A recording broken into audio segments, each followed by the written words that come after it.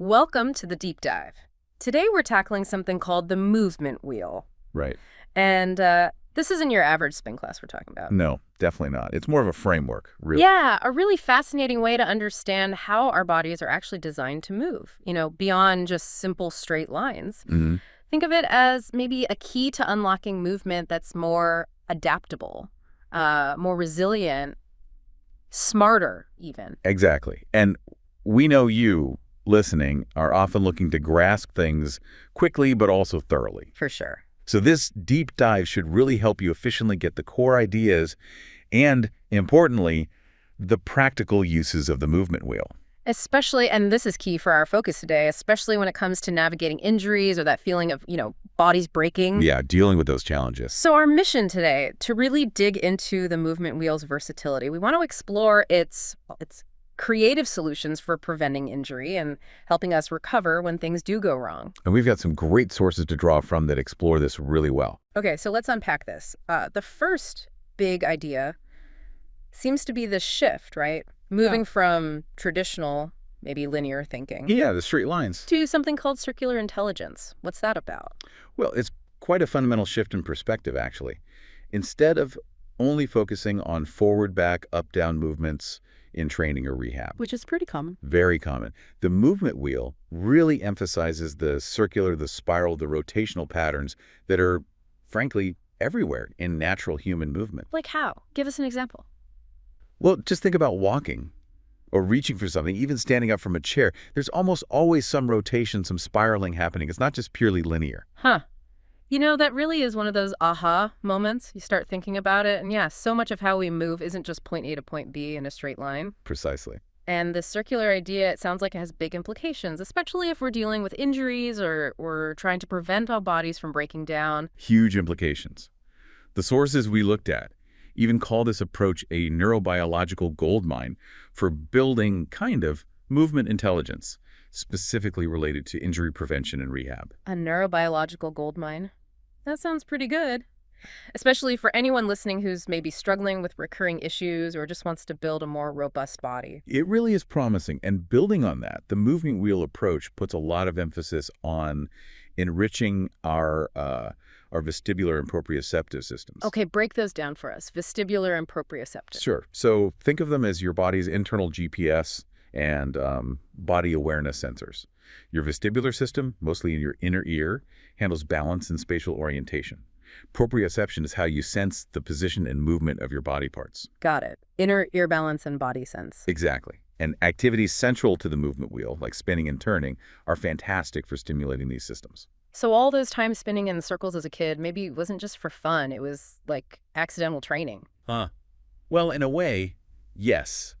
That kind of stimulation seriously boosts what we call dynamic balance, Dynamic balance, meaning? meaning your ability to stay stable and controlled while you're moving, not just standing still. Oh, okay. And that's absolutely crucial for recovering from those unexpected stumbles or slips, the things that often lead to injury, to bodies breaking. That makes sense. And there's more. These movements also help develop our spatial navigation. They actually engage specific brain cells. You might have heard of place cells and grid cells. Vaguely familiar, yeah. They basically help create an internal map of your surroundings in your brain. So practicing these circular movements literally makes you better at navigating space and avoiding collisions. Wow. Okay, so a key takeaway here is moving in circles actually upgrades our internal mapping system. Helps us stay more sure-footed. That's a great way to put it. It helps build a better internal map and better control within that map. And the sources mentioned something about a vestibular recalibration and transfer effect, like in dancers or capoeira practitioners. Yes, exactly. Research has observed that people who regularly practice these kinds of circular movement arts often show improved balance overall. Not just when they're dancing or doing capoeira. Right. The improvements seem to transfer to other situations, even ones they haven't specifically trained for. There was a study, Brunel and colleagues in 2010, that supports this idea of generalized balance improvements. It's huge for injury prevention, right? Because life throws unpredictable stuff at you. Absolutely. It prepares you for those unexpected moments where you might lose your footing. Okay, so we're moving in circles, upgrading our internal GPS and balance. What's next? The sources talk about rhythm and having a mobile base of support. That sounds intriguing, especially for preventing bodies breaking. It is intriguing. This part combines rhythmic intelligence, kind of finding a groove in your movement, with principles often seen in martial arts. Like what principles? Things like balance, counterbalance, maintaining flow, and together, these create what's called a mobile base of support. Mobile base. So not fixed. Exactly. It's not about being rigidly planted. Think less like a stone pillar and more like, say, a boxer lightly shifting their weight, always ready to move. Or maybe a tree that sways. Ah, I like the tree analogy. Less like a statue, more like a willow in the wind, constantly making small adjustments. Precisely. Yeah. And this dynamic foundation does something really cool. It trains what are called anticipatory postural adjustments, or APAs. Anticipatory. So before something happens. Yes. Think of it like your body's smart system making tiny muscle adjustments before a potential destabilizing force even hits you. It prepares you, stabilizes joints proactively, Wow. which is massive for preventing injuries. Your body learns to sort of brace or adjust before you consciously even realize you might stumble or get bumped. That's incredibly efficient. Our bodies are smarter than we think. They really are. And this continuous rhythmic motion also fosters a state that's described as alert relaxation, or sometimes an athletic stance. Alert relaxation. Sounds like a contradiction, but I kind of get it. Ready, but not tense. Exactly. You're ready to move in any direction quickly, which cuts down reaction time to those unexpected events that could cause an injury. And there were studies mentioned, EMG studies. Yeah, Pacheco and colleagues, 2021, they found that this kind of rhythmic shifting actually activates core and lower body stabilizers more effectively than just holding a static pose, like a plank. Interesting. It creates this useful ready tension, which is really valuable in rehab too, when you need to gently rebuild stability without overloading things. This is all pointing towards building a body that's way more adaptable and responsive, not just strong in one specific way. That's the core idea. Okay, now the conversation shifts a bit, getting into spiral integration and fascial tensegrity. Sounds technical, but maybe really important for understanding how our bodies avoid breaking. It is getting into the structural weeds a bit, but it's fundamental. Circular and spiral movements directly engage the body's fascial systems. Fascia. That's the connective tissue stuff, right? The web throughout our body. Exactly. It's this interconnected network. And engaging these fascial lines, particularly the spiral ones, through movement, gives us some significant biomechanical advantages. Advantages that help us handle stress and avoid injury. Okay, like what are these advantages for keeping our bodies from, breaking down under load? Well, a big one is the storage and release of elastic energy. Think of your fascia acting like a biological spring system. Like rubber bands. Sort of, yeah. Yeah. When you move in these spiral ways, the fascia stretches and then recoils. This helps distribute forces much more effectively. It reduces direct stress on joints. So an impact doesn't just slam into, say, your knee joint. Right. That force gets dispersed throughout this interconnected fascial web. It dampens the impact. It's like built-in shock absorbers that get activated by these kinds of movements. That's a perfect analogy. And then there's tensegrity. Tensegrity. It's a structural principle. Think of structures that maintain integrity through tension, like a geodesic dome. In the body, it means forces are distributed throughout the entire system, not just locally. How does that help with injury or rehab? It's hugely beneficial for rehab because it allows you to potentially offload stress from an injured or healing tissue. You can still move, engaging the broader system, without putting direct strain on the sensitive area. That makes so much sense for recovery, letting the whole system help out. Yes. So the key insight here is that spiral movement helps our bodies function as more efficient, more resilient structures, much better able to handle and distribute forces. And the sources use that capoeira move, the meia lua de compasso. Yes, the half-moon compass kick. As an example, you can actually feel. This fascial recoil isn't just theoretical. Precisely. Doing movements like that gives you a real, felt sense of how these spiral pathways store and release energy, how they distribute force. It makes it tangible. Okay, so this leads us to the 4 pillars of circular intelligence. This seems like where the movement wheel framework really comes together. It does. It breaks down the key components of this circular intelligence. Let's dive in. Pillar 1, directional fluidity. What's that, and how does it help us avoid injury? Directional fluidity is essentially your ability to change direction, change your orientation smoothly, seamlessly. Without losing balance or momentum. Exactly. Think about flowing between different positions, like in dance or martial arts, without those jerky stops and starts. Why is that flow so important for preventing injuries, for keeping our bodies resilient? because those abrupt changes, those jerky transitions, are often where injuries happen. A smooth flow reduces that risk. Plus, being comfortable moving and orienting in 3 dimensions helps you navigate your environment safely, avoid bumping into things, respond better. And it spreads the load. Yes, continuous motion tends to distribute the load more evenly across your body, preventing overload in one specific area. It also connects to this idea of motor equivalence. Motor equivalent. Yeah, it's the idea that you can achieve the same movement goal in many different ways. Directional fluidity helps build that adaptability so you're not just stuck doing a skill one single way. You can adapt it. Makes sense. And there's a practice for this, compass exploration. Right.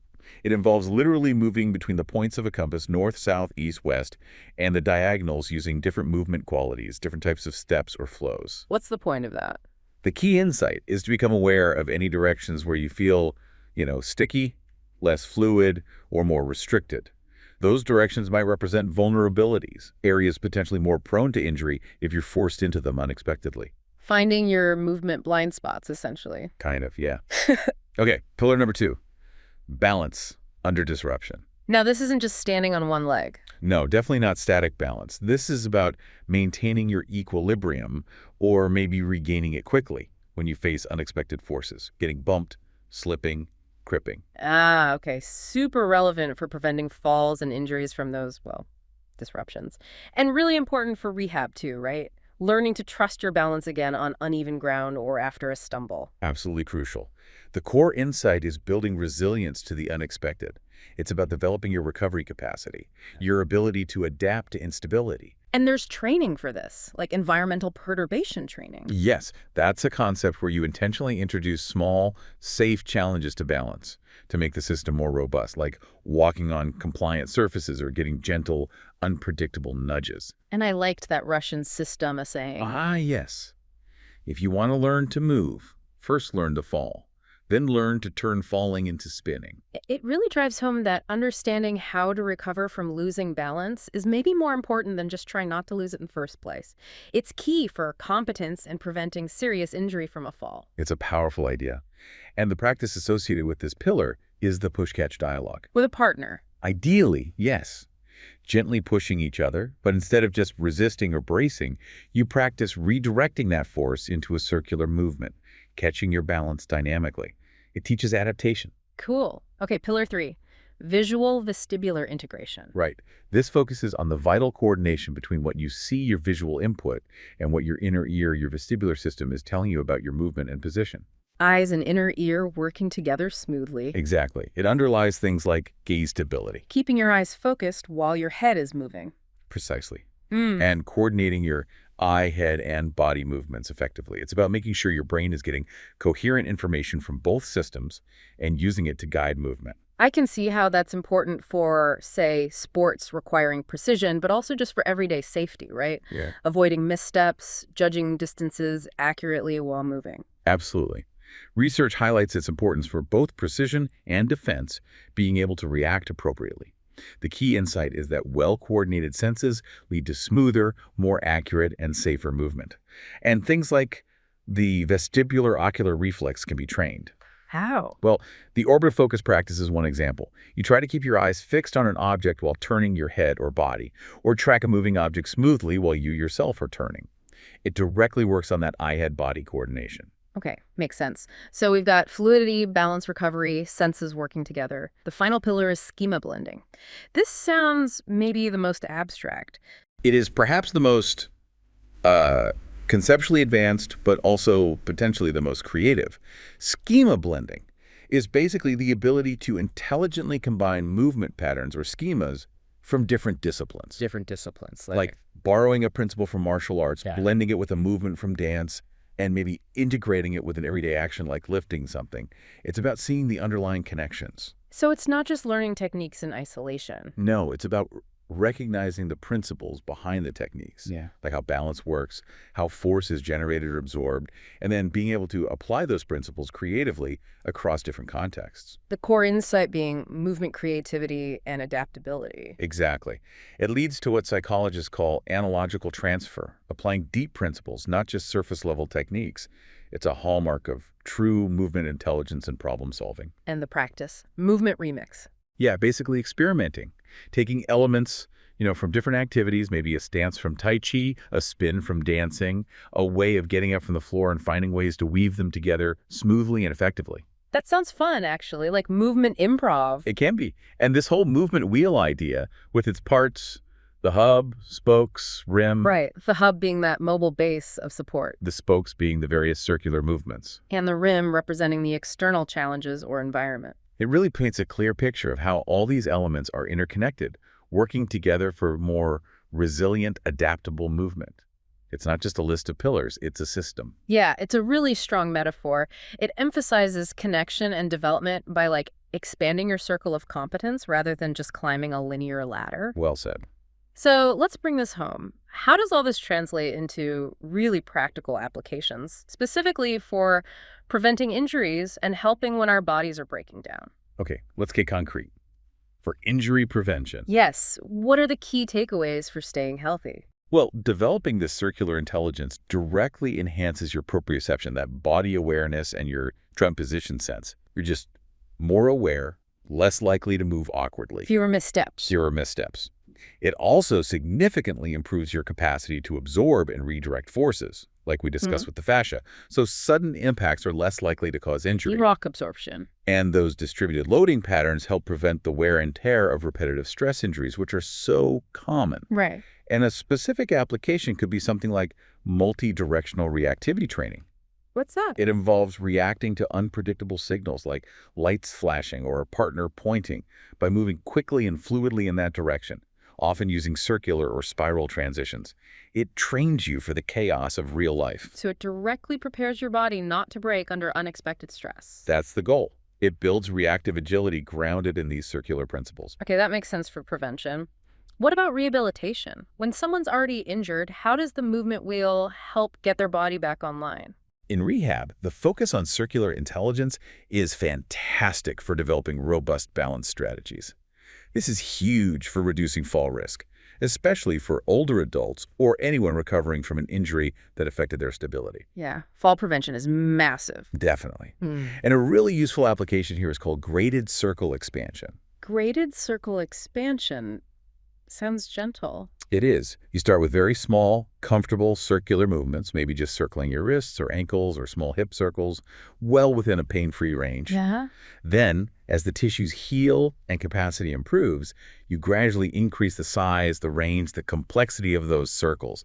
It respects the healing process, but still engages those important neural pathways for movement control and balance. So it's a careful, progressive way to rebuild movement and confidence after the body's had a breakdown. Precisely. Gentle, but effective. You know, it's really striking how the movement wheel isn't presented as just a list of exercises. It feels more like a whole philosophy of movement. That's a really crucial point. It is more of a philosophy and approach. The sources even had that great quote, something like, mastery isn't owning 1,000 techniques. It's owning the principles to create them on demand. Yeah, I like that. It captures it perfectly. True movement intelligence, the kind that leads to resilience and adaptability, comes from understanding and embodying these underlying principles through continuous adaptive flow, which is exactly what circular movement encourages. So it's about unlocking a deeper kind of movement smarts, one that goes beyond just learning specific skills for one activity. It's about broader adaptability, broader functionality, making our bodies fundamentally less likely to break. Exactly. By cultivating this circular intelligence, you gain a much wider palette of movement possibilities. You can adapt better to changing situations, different surfaces, unexpected events, and move with, well, greater freedom and resilience overall. It really could transform how you think about movement and how to keep your body working well long term. It really can. Well, this has been a genuinely fascinating deep dive into the movement wheel and its potential as, yes, a creative solution for when our bodies feel like they're breaking. We've covered quite a bit. That shift to circular thinking, the neurobiological and biomechanical benefits. Those 4 pillars of circular intelligence. Right. Directional fluidity, balance under disruption, visual vestibular integration, and schema blending. And the practical applications for both prevention and rehab. It's a rich framework. Definitely. And thinking about you, our listener, here's maybe a final thought to chew on.